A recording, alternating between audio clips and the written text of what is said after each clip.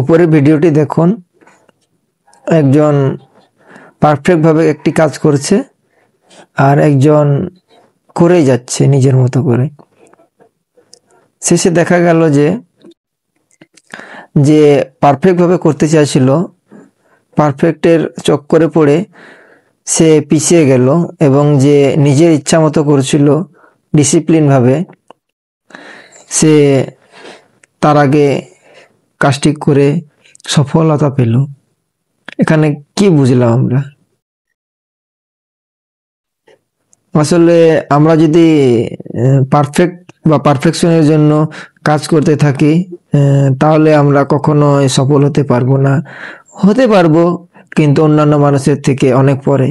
আর আপনি ডিসিপ্লিন ভাবে একইভাবে ধারাবাহিকতা বজায় রেখে যদি কাজ করতে থাকেন, হয়তো বা কাজ ভুল হবে, কিন্তু আপনি যে পারফেকশনের আশায় আছে, যে পারফেক্ট করার জন্য অধীর আগ্রহে আছে, তার থেকে আপনি অনেক ভালো করবেন।